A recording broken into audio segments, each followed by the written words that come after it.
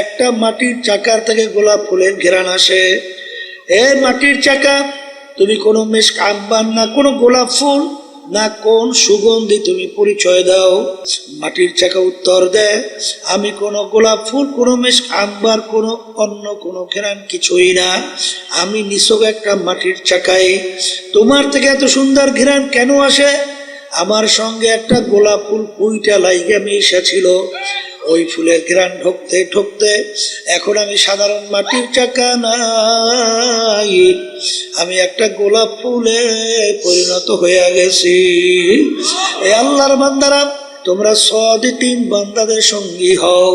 তাইলে বোঝা গেল বাজান, সাদিকিন বান্দাদের সঙ্গী হইলে আল্লাহর ফজল ও করমে মানুষ শয়তানের ধোঁকার থেকে বাঁচা যাবে। কথা কয় না? কি দরকার আছে না নাই? এ কবরের যাত্রীরা, হে পর্দার আড়ালের মা বোনেরা, বাজান তোমাদের সঙ্গে আমাদের কোনো ঝগড়া নাই, কোনো মারামারি কাটাকাটি কিচ্ছুই নাই। বাজান তোমার কবরে তুমি যাবা, আমার কবরে আমি যাব। তোমার কবরের প্রশ্নের উত্তর তুমি দিবা, আমার কবরের প্রশ্নের উত্তর আমি দেব। কারণ বাজান আল্লাহর রাসূল সাল্লাল্লাহু আলাইহি ওয়াসাল্লাম দুনিয়ায় থাকা অবস্থায় তার কলিজার টুকরা সন্তান ফাতেমা রাদিয়াল্লাহু তাআলা আনহা তাকে ইঙ্গিত করে বলছিলেন, ইয়া ফাতেমা তু আনকিজি নাফসাকি মিনান নার। হে ফাতেমা রে, দুনিয়ায় থাকা অবস্থায় নিজে আমল করো, জাহান্নামের আগুন থেকে বাঁচো। ও ফাতেমা, এরপরে অন্ধকার কবরে যাই আসো। ফাতেমা যদি কবরে পরিচয় দাও, আমি আখিরি জামানার নবীর মেয়ে। আল্লাহ রাসূল সাল্লাল্লাহু আলাইহি ওয়াসাল্লাম বলেন, ফাতেমা রে, এই পরিচয় কবরে কোনো কাজ হবে না। আল্লাহ রাব্বুল আলামিনের দুইটা সিফাত আমরা বলি না, আর রহমান আর রহিম। কথা কয় না? রহমান রহিম বলি না, অর্থ তো বলি সবই দয়ালু। অর্থ কি করি? দয়ালু বলি না। দুইটা দয়ালু আনলেন কেন? রহমান রহিম, যিনি রহমান তিনি রহিম। কথা ঠিক না? ঠিক আনলেন কেন? আল্লাহ রাব্বুল আলামিন রহমান আম শব্দ, অর্থাৎ দুনিয়ার ব্যাপারে আল্লাহ রাব্বুল আলামিন কাফেরদের ব্যাপারেও রহমান, নাস্তিকদের ব্যাপারেও রহমান, জালেমদের ব্যাপারেও রহমান, খুনিদের ব্যাপারেও রহমান। কারণ আল্লাহ রাসূল সাল্লাল্লাহু আলাইহি ওয়াসাল্লামের উপরে যখন কাফের আঘাত করছে, আল্লাহ সহ্য করতে পারে? আসতে কয় পারে? তারপর আল্লাহ কিছু বলছে? কিছু? এই যখন বৃষ্টি পড়ে, কাফের বাড়ির দরজায় বৃষ্টির যে পানির স্বাদ আর মোমেনের বাড়ির দরজার পানির স্বাদ ভিন্ন না? হ্যাঁ, ডিপ টিউবওয়েল বাসায় কাফের বাড়ির দরজায় ডিপ টিউবওয়েলের পানি আর মোমেনের বাড়ির দরজার ডিপ টিউবওয়েলের পানি একটা ভিন্ন। সবার জন্য কি রহমা? সবার জন্য কি? কিয়ামতের ময়দান আমার মালিক বলবেন, হে নাফরমানের দলেরা, আজকে আমার বান্দা বান্দীদের সঙ্গে একত্রে আর থাকতে পারবি না, আজকে তোরা পৃথক হইয়া যা, আজকে পৃথক হইয়া যা। এই আয়াত যখন আসলেন, ইমামুল আজম আবু হানিফা রাহমাতুল্লাহ আলাইহি তার ভিতরে এমন ভয় এসে গেল, হে আমার দয়ার মালিক, তুমি যেদিন ঘোষণা করবা নাফরমানের দলেরা আমার বান্দা বান্দি থেকে তোরা পৃথক হ, তার ভিতরে এমন ভয় এসে গেল, সেদিন ঘোষণায় যদি আমি আবু হানিফা যদি নাফরমানের কাতারে পইরা যাই, তখন আমার কি উপায় হবে? এমন দুই চোখ দিয়ে বাইয়া বাইয়া পানি পড়ে, শরীর থর থর করিয়া কম্পন শুরু হয়ে গেল। বারবার ঘুরাইয়া ঘুরাইয়া শরীফ তেলাওয়াত করে, রুকু সিজদা করার খেয়াল নাই। এই ইমামুল আজম আবু হানিফা রাহমাতুল্লাহ আলাইহি, যার ইতিহাস পড়লে দেখবেন 40 বছর পর্যন্ত এশার ওযু দিয়া ফজরের নামাজ আদায় করছে। আল্লাহু আকবার। এই দুনিয়া থাকা অবস্থায় আল্লাহর সঙ্গে 99 বারের মতো স্বপ্ন যোগে সাক্ষাৎ হয়েছে। কি বলছে? যার উপাধি ছিল জমানার আবু হানিফা, জমানার আবু হানিফা যার উপাধি ছিল, সেও ভয়তে কান্দে আর বলে, মালিক আমি যদি নাফরমানে কাতারে পড়ি আমার কি অবস্থা হবে। কি বুঝলে? তাহলে এই স্মরণ আসতে হইলে, এই অনুভূতি আসতে হইলে আল্লাহর জিকির বেশি করা লাগে না? আসতে কয়, জোরে বলে লাগবে কি লাগবে না? এই যে আমার বাজানদেরকে বলবো, এই যে শোনেন তরিকা, পীর মুরিদি, এই যে চরমনাই তরিকার নাম কি? চিশতিয়া সাবিরিয়া তরিকা। এই তরিকার কাজটা কি? এই তরিকার 5টা ঔষধ তরিকার পুরুষদের জন্য আল্লাহর কুতুবেরা দিয়ে দেখছে না? কথা কয় না? আর মহিলাদের জন্য 2 ঔষধ দিছে না? কেন দেশে? নেকের পাল্লা ভারী করার জন্যে। আসতে কয়, কির পাল্লা ভারী আর গুনার পাল্লা হালকা করার জন্য। একটু পরীক্ষা করে দেখেন, যারা আল্লাহর কুতুবদের এই পরামর্শ মানছে, দিনের দিন তাদের নেকের পাল্লা বাড়াবার চিন্তা তাদের ভিতরে আসে। এই কথা কথা আমি ভুল বলছি? আর দেখবেন যারা নাকি সহি তরিকার সাথে জড়াইয়া থাকে না, এই আল্লাহর ওলিদের মুরব্বীদের কথা শোনে না, দেখবেন গুনার থেকে ফেরতেও কি পারে, চোখেও পানি দেখা যায় না। চোখেও পানি দেখা যায় না। গুনার থেকে ফিরিয়া নেক কাজ বাড়াবার প্রক্রিয়া আগ্রহ দেখা যায় না। এই জন্য আমার ভাইদেরকে বলবো, নেকের পাল্লা কি করা লাগবে? বলেন, ভারী করা লাগবে। কি করা লাগবে? গুনার পাল্লা হালকা হওয়া লাগবে। কথা ঠিক দেবে? ঠিক। এখন নেকের পাল্লা ভারী করতে হইলে এই কি কি কাজ করা লাগবে? বলে আল্লাহর হুকুম নবীর তরিকা অনুযায়ী চলা লাগবে। আস্তে কর। আল্লাহর হুকুম ফরজ, মানা লাগবে। আল্লাহর হুকুম ওয়াজিব, কি করা লাগবে? মানা লাগবে। সুন্নাতে মুআক্কাদা, কি করা লাগবে? মানা লাগবে।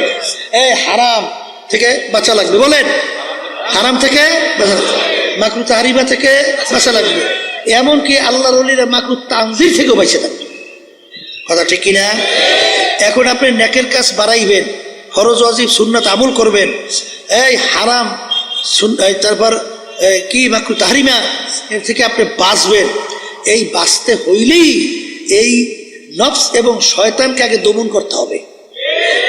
কথা হয় না? কারো দমন করা লাগবে? নফস শয়তান, মানুষ শয়তান থেকে বাঁচা লাগবে। এই মানুষ শয়তান কারা? বলে আপনার স্ত্রী হইতে পারে, বলেন, আবার স্ত্রীদের স্বামীরা হইতে পারে, আবার আপনার সন্তানরাও হতে পারে, আপনার দল আপনার দলের নেতা নেত্রীও হতে পারে, আপনার বন্ধু বান্ধব হইতে পারে। বলে হুজুর কেমনে? এক কথায় বুঝবেন, যে আপনাকে গুনার ব্যাপারে উদ্বুদ্ধ করে, সে যে হোক, সে হলো মানুষ শয়তান। আবার বলে, সে যে হোক, এক পদের স্ত্রীরা ঘরে আসে না, টেলিভিশন ঘরে না আনলে তোমার ঘরে থাকবই না। এইটা যদিও স্ত্রীরা মানুষ শয়তান। আসতে কয়। আবার এক শ্রেণী বেটা মেয়ে রয়েছে, স্ত্রী বলে, এই কিসের নামাজ পড়ো, কিসের পর্দা পর্দা, হ্যাঁ বাদ দেগুলা, এ লাগে না। বুঝবেন ওরা স্বামী হলো ওরা মানুষ শয়তান। কথা ঠিক। এই দলের নেতা নেত্রী দেখবেন মানব রচিত কুফুরি তন্ত্রমন্ত্র বাংলাদেশ চলে না? এই যে প্রচলিত গণতন্ত্র, এর প্রবক্তাকে আমেরিকার প্রাক্তন প্রেসিডেন্ট আব্রাহাম লিঙ্কন কি বলছিল? Government of the people, by the people, for the people. এক কথায় বোঝাতে চায় সমস্ত ক্ষমতার মালিক জনগণ। এই কথা কেউ যাই না শুই না যদি বিশ্বাস করে, বলেন তো ইমান থাকবে? হ্যাঁ, আমরা কি বলছি? বাইদা আল্লাহ, ফরদা আল্লাহ, অবদা আল্লাহ। সমস্ত ক্ষমতার মালিক একমাত্র আমার আল্লাহ। কি কথা বলে না? এখন দেখবেন দলের নেতা নেত্রী, এই যেই দল অনেকে আমার বাজানরা পর্দালে মা বোনরা এই জড়াইয়া রয়েছে, তারা তো বলে এই প্রচলিত সমস্ত ক্ষমতার মালিক জনগণ, এইটা বাস্তবায়নের জন্য চেষ্টা করি, এইটা তুমি সহযোগিতা করো। তখন বুঝবেন তোমাকে যদি এই হুকুম করে, ও যে হোক, ও মানুষ শয়তান।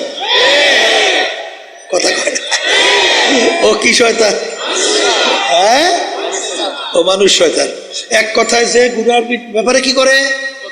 উদ্বুদ্ধ করে। কি করে? সে যে হোক কি মানুষ শয়তান। কিন্তু আল্লাহর জিকিরে যায় না, নামাজে যায় না, এই তাসবিহ নিয়ে জিকির করলে, দান সদকা করলে যায় না। মানুষ শয়তান থেকে বাঁচার জন্যে সবচেয়ে বড় উপায় হলো সাদিকিন বান্দাদের সঙ্গে হইয়া যাওয়া লাগবে। কাদের সঙ্গী? আবার বলেন, এই সাদিকিন বান্দাদের যখন সঙ্গী হবে তখন কি হবে? সোহবতে সালেহ তোরা সালেহ কুনাদ, সোহবতে তালেহ তোরা তালেহ কুনাদ, সোহবতে তালেহ তোরা তালেহ কুনাদ, সোহবতে সালেহ তোরা সালেহ কুনাদ, সোহবতে তালেহ তোরা তালেহ কুনাদ। এক জামানা সোহবতে বা আউলিয়া বেহতর সদ সাল তাআত বেরিয়া গেলে খুশবু এদার হাম্মামে রোজে রসিদাস্তে মাহবুবে বাদস্তা। বাজান, একটা মাটির চাকার থেকে গোলাপ ফুলের ঘেরান আসে। এ মাটির চাকা, তুমি কোনো মেশক আম্বার না কোনো গোলাপ ফুল না কোন সুগন্ধি তুমি পরিচয় দাও। গোলাপ ফুল মাটির চাকা উত্তর দেয়, আমি কোনো গোলাপ ফুল, কোনো মেশক আম্বার, কোনো অন্য কোনো ঘেরান কিছুই না, আমি নিছক একটা মাটির চাকাই। তোমার থেকে এত সুন্দর ঘেরান কেন আসে? আমার সঙ্গে একটা গোলাপ ফুল পুইটা লাইগা মিশেছিল। ওই ফুলের ঘ্রাণ ঢুকতে ঢুকতে এখন আমি সাধারণ মাটির চাকা নাই, আমি একটা গোলাপ ফুলে পরিণত হয়ে গেছি। এই আল্লাহর বান্দারা, তোমরা সাদিকিন বান্দাদের সঙ্গী হও। তাইলে বোঝা গেল বাজান, সাদিকিন বান্দাদের সঙ্গী হইলে আল্লাহর ফজল ও করমে মানুষ শয়তানের ধোঁকার থেকে বাঁচা যাবে। কথা কয় না? এই দরকার আছে না নাই? এ কবরের যাত্রীরা, হে পর্দার আড়ালের মা বোনেরা, বাজান তোমাদের সঙ্গে আমাদের কোনো ঝগড়া নাই, কোনো মারামারি কাটাকাটি কিচ্ছুই নাই। বাজান, তোমার কবরে তুমি যাবা, আমার কবরে আমি যাব। তোমার কবরের প্রশ্নের উত্তর তুমি দিবা, আমার কবরের প্রশ্নের উত্তর আমি দেব। কারণ বাজান, আল্লাহর রাসূল সাল্লাল্লাহু আলাইহি ওয়াসাল্লাম দুনিয়ায় থাকা অবস্থায় তার কলিজার টুকরা সন্তান ফাতেমা রাদিয়াল্লাহু তাআলা আনহা তাকে ইঙ্গিত করে বলছিলেন, ইয়া ফাতেমা তু আনকিজি নাফসাকি মিনান নার। হে ফাতেমা রে, দুনিয়ায় থাকা অবস্থায় নিজে আমল করো, জাহান্নামের আগুন থেকে বাঁচো। ও ফাতেমা, এরপরে অন্ধকার কবরে যাইয়া শো। ফাতেমা যদি কবরে পরিচয় দাও, আমি আখিরি জামানার নবীর মেয়ে। আল্লাহ রাসূল সাল্লাল্লাহু আলাইহি ওয়াসাল্লাম বলেন, ফাতেমা রে, এই পরিচয় কবরে কোনো কাজ হবে না। এ কবরের যাত্রীরা, আল্লাহ রাসূল সাল্লাল্লাহু আলাইহি ওয়াসাল্লাম যদি তার মেয়ের ব্যাপারে কবরে কোনো নাজাতের গ্যারান্টি দিতে না পারে, এমন কোন পীর, এমন কোন দল, এমন কোন দলের নেতা নেত্রী কে আছে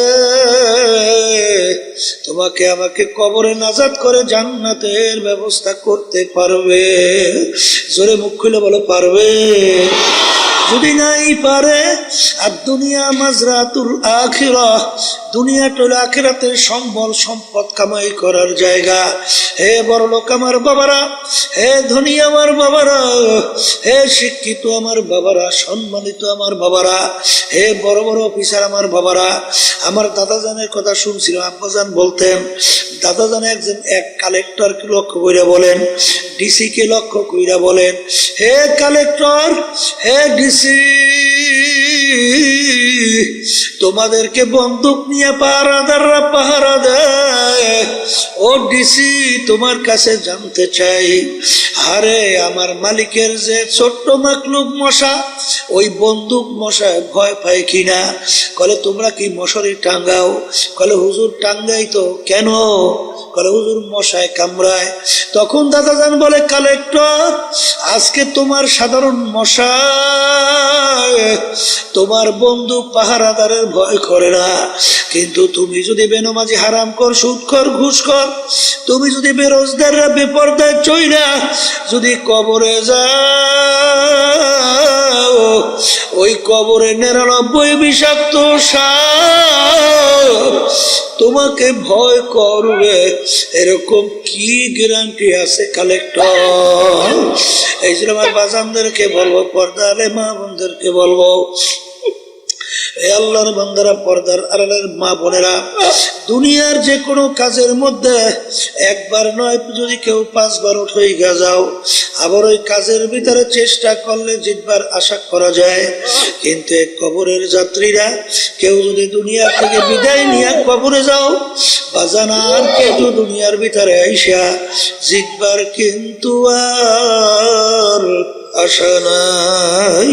তাকশাইরু মিনহু জুলুদুল্লাযীনা ইয়াখশাউনা রাব্বাহুম সুম্মা তালিনু জুলুদুহুম ওয়া কুলুবুহুম ইলা যিকরিল্লাহ। আমার মালিক বলে, দুনিয়ার ভিতরে এমন কিছু আমার বান্দা বান্দিরা আছে, যখন তাদের সামনে আমার জাহান্নামের আলোচনা করা হয়, যখন তাদের সামনে আমার আযাব ও গজবের আলোচনা করা হয়, তখন তার শরীরের চামড়া থরথর করে কাঁপে ওঠে, তাদের কলবটা থরথর করে কাঁপে ওঠে। আল্লাহ, তখন তাদের গুনার কথা মনে পড়ে যায়। মালিক, তুমি যদি এই গুনাহ আমার মাফ না করো, আরে আমার মালিক, আরে বাজান, 1 ওয়াক্ত নামাজ পড়বে বলতে বলতে যখন অন্য ওয়াক্ত আইসা যায়, কেউ যদি ইচ্ছা কইরা 1 ওয়াক্তের নামাজ অন্য ওয়াক্তে নিয়ে কাজা কইরা পড়ে, এইরকম কেউ যদি কাজটা ইচ্ছা কইরা করে, কোরআন এবং হাদিস অনুযায়ী দুনিয়া এবং আখিরাতের সময় হিসাব করার পরে দেখা গেল 2,88,00,000 বছর জাহান্নামের আগুনে জ্বলা লাগবে। আল্লাহ, আপনি আমাকে আমাদের সবাইকে মাফ করে দিয়ে। যারা ঈমান আনছে, যারা আল্লাহকে বিশ্বাস করে, যারা পরকালকে বিশ্বাস করে, জীবন থাকতে, হুঁশ থাকতে 1 ওয়াক্ত নামাজ ছাড়তে পারবে? জোরে বলো, পারবে? কিন্তু বাজান, ভালো করে মনকে বুঝাও বাজান, কিছুদিন পরেই রমজান মাসের রোজা আসতে আছে। কেউ যদি ইচ্ছা করে একটা রোজা ছাইরা দাও, বাজার কোরআন এবং হাদিস অনুযায়ী দুনিয়া এবং আখিরাতের সময় হিসাব করার পরে দেখা গেল একটা রোজার অপরাধের কারণে 70,000 বছর জাহান্নামের আগুনের ভিতরে জ্বলতে হবে। আল্লাহ, আপনি আমাকে আমাদের সবাইকে মাফ করে দিয়ে। বাজার, মন চাইলে মিথ্যা কথা বলো, কিন্তু একটা মিথ্যা কথা যদি কেউ ইচ্ছা কইরা বলো, একটা কবিরা গুনাহ অর্থ 7,000 বছর জাহান্নামের আগুনে জ্বলতে হবে। কেউ যদি অন্যায়ভাবে একটা লোককে হত্যা করো, আবাদুল আবাদ জাহান্নামের হুকুম হইয়া যাবে, কোনদিন জাহান্নাম থেকে পাপ মাপ পাবে না।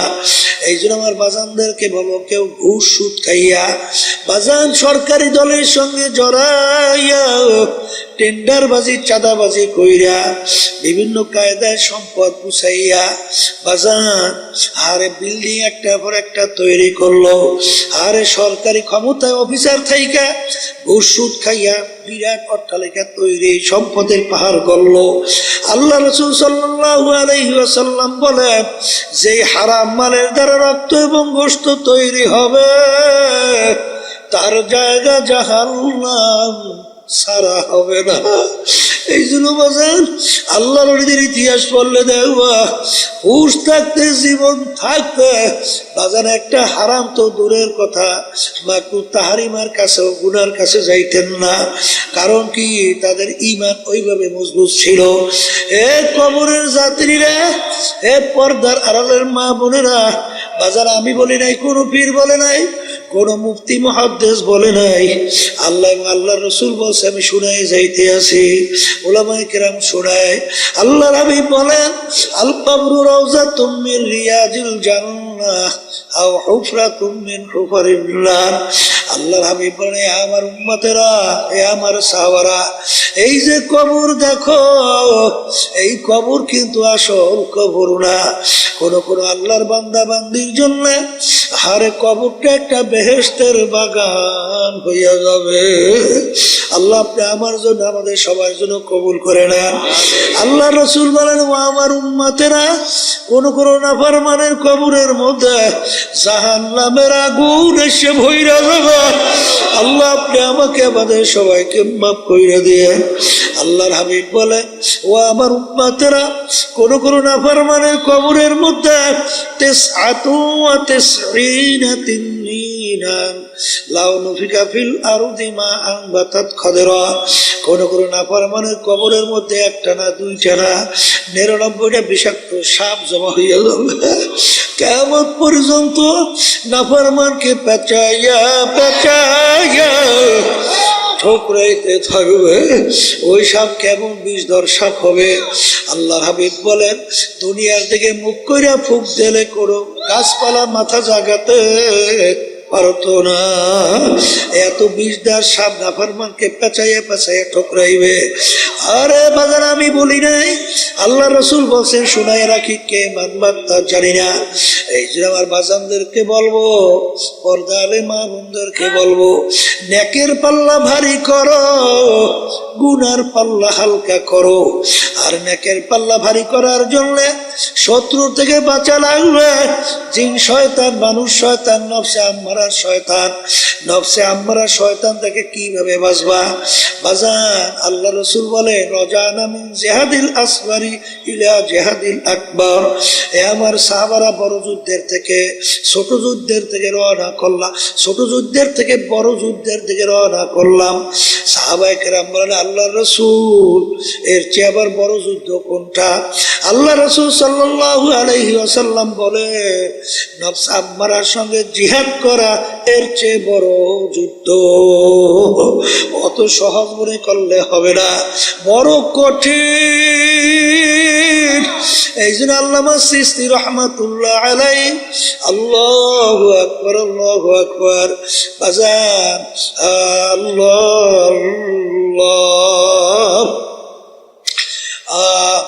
करीमा बेबख्शा एबर हाले मा के हस्ता मसीरे कमंदे हवा ए আমার মালিক। আরে 40 বছর বয়স হয়ে গেল, তারপরেও তিনি মাওলা মালিকের কাছে দোয়া করে, চেহেল সালে উমরে আজিজাত গুজাস মেজাজে তুয়াজ হালে তেফলি নাগাস।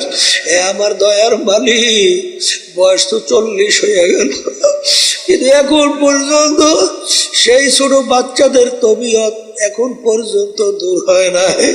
মালিক তুমি দয়া মায়া করে তোমার কুদরতি কোলের মধ্যে যদি টান দিয়া জায়গা না দাও, মালিক আমার কোন উপায় থাকবে না। এই জন্য আমার ভাইদেরকে বলবো, পর্দারে মা বোনদেরকে বলবো, বাজার আজকে চক্ষু খোলা দুনিয়া, স্বাধীনতা পাইছেন। বাজার স্বাধীনতার মধ্যে যা মনে করে তা করবা, আমার মালিক কিন্তু কিছু বলবেন না। কারণ আমার মালিক বলছেন, হিল হুমরুয়াইদা, তোদেরকে আমি স্বাধীনতা দান করলাম কেন? লিয়াবলুয়াকুম আইয়ুকুম আহসানু আমালা, পরীক্ষা নেওয়ার জন্য। কে আমার হুকুম অনুযায়ী ভালো কাজ করো, আর কে আমার হুকুমের বিরুদ্ধাচরণ করো। এই পরীক্ষার জন্য তোদেরকে আমি স্বাধীনতা দান করলাম। এই স্বাধীনতার মধ্যে যে যেরকম ইচ্ছা সেরকম চলবা, আমার মালিক কিন্তু কিছুই বলবেন না। কিন্তু মনে রাখিস, কুল্লু নাফসিন যায়িকাতুল মাউত। আমার মালিক তোমার আমার প্রত্যেকের মুখের ভিতরে মৌতের বর্ষি লাগাইয়া আমার মালিক সাইরে দিয়া আমহিল হুমরুয়াইদা ঢিল দেয়। বড় মাছের মুখে যখন বর্ষিওয়ালা বর্ষি লাগায়, মাছ লাগার সঙ্গে সঙ্গে দৌড় দেয়। মনে হয় যেন মাছ ডাক দিয়ে বলে, বর্ষিওয়ালা আমি তোমার থেকে সুইটা চলে আসি। আর বর্ষিওয়ালা ডাক দিয়ে বলে, মাছ তুই যত দৌড়াও তোর মুখের ভিতরে আমি বর্ষি লাগাইয়া ছাইরা দিছি। তামা পুষ্করি পানির ভিতরে ঘুরতে ঘুরতে ঘুরতে ঘুরতে যখন হায়াতের, যখন তুই দুর্বল হইয়া যাবি। যখন পানির উপরে পেটটা ভাসাইয়া দিবি, আস্তের উপরে তোকে আমি ধৈর্য নিয়ে আসবো, আর থাকতে পারবি না। ঠিক বাজার আজকে খোলা দুনিয়ায়, স্বাধীনতার দুনিয়ায়, আজকে টাকার গরমে, ক্ষমতার গরমে, শিক্ষার গরমে, আল্লাহু আকবার, সম্মানের গরমে, দলের নেতা নেত্রীর গরমে ধরাকে সরাগে যারা মনে করো না, আমার মালিক বলেন কুল্লু নাফসিন যায়িকাতুল মাউত, তোদের মুখের ভিতরে বর্ষি লাগাই আমি ঢিল দিয়ে দিলাম। যেদিন হায়াতের বেড়া পার করবি, আমার আজরাইল যখন তোর বাড়ির দরজায় সিটি বাজাইয়া বলবে, যত ডাক্তার কবিরাজ তোকে চেষ্টা করুক না কেন, যত ইঞ্জেকশন স্যালাইন পুশ করুক না কেন, রাখতে কিন্তু আর পারবে না। এ নাফরমান, এখন দুনিয়ার দিকে তাকাইয়া দেখ, এখন তোর অবস্থান কি? সাদা 3টা কাপড় দিয়ে তোকে প্যাঁচ দেবে, মাথার ভিতরে, মাজার ভিতরে, পায়ের ভিতরে বাঁধ দিবে। এখন কোথায় তোমার পীরগিরি? কোথায় তোমার মেম্বার চেয়ারম্যান গিরি? কোথায় তোমার এমপি গিরি? কোথায় তোমার মুফতিগিরি? কোথায় তোমার মুহাদ্দিসগিরি? কোথায় তোমার টাকার গরম? কোথায় তোমার ক্ষমতার গরম? কোথায় তোমার শিক্ষার গরম? কোথায় তোমার অট্টালিকার বাহাদুরি? কোথায় তোমার কি? এখন তাকাইয়া দেখো, মাথার বান্দা, বুঝা গেল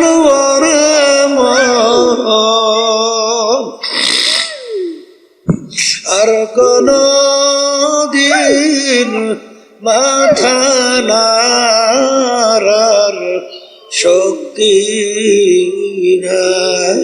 বাজার বান্দা, বুঝা গেল আর কোন দিন উঠে বসার শক্তি নাই। পায়ের বান্দা, বুঝা গেল আর কোন দিন হেঁটে চলার শক্তি নাই। এ আমার বড় লোক বাবারা, ক্ষমতা সম্পূর্ণ আমার বাবারা, আরে তোমার কোমরের তাগার চাবি কাইটে নিয়ে যায়, আরে বড়ই পাতাই না গরম পানি করে, কেউ দৌড়ায় বাঁশঝাড়ে বাঁশ কাটে, খুন্তা কুতাল নিয়ে তোমার জন্য কবর খোদে, কান্দের ভিতরে উঠাইয়া কবরের ভিতরে রাইখা ছাউনি দিয়া যার যার বাড়িতে বাতি জ্বালায়, তোমার কবরের খবর কে রাখবে? তখন নাফরমান দিক বিদিক হারাইয়া আমার মালিককে ডাকবে। আমার মালিক বলবে, নেমো খারাপ, দুনিয়ার ভিতরে তোকে স্বাধীনতা দান করছিলাম, আমার সমস্ত নেয়ামত ভোগ করে তুই বাইচা ছিলি, আমার দেওয়া ব্রেন দিয়ে তুই পড়াশোনা করলি, তারপর তুই বিভিন্ন কায়দা অফিসার হইলি, ব্যবসা বাণিজ্য কইরা টাকা পয়সা সম্পদ মালিক হইলি, অনেক কিছু চেয়ারম্যান মেম্বার গিরি করলি, এমপি গিরি করলি, সভাপতি সেক্রেটারি গিরি করলি, অনেক কিছু করলি। আমি যদি তোর মাথার ব্রেনকে বিগড়াইয়া প্রতিবন্ধী বানাইতাম, তখন তোর কোনো মূল্যই দুনিয়ায় ছিল না। এই নেয়ামত ছিল আমার দেওয়া। চক্ষু দিয়া দেখো, আর কত অন্ধ মানুষ, দুনিয়াটা কোনো মূল্য নাই। আরে বোবা, আর দুনিয়ার কোনো মূল্য নাই।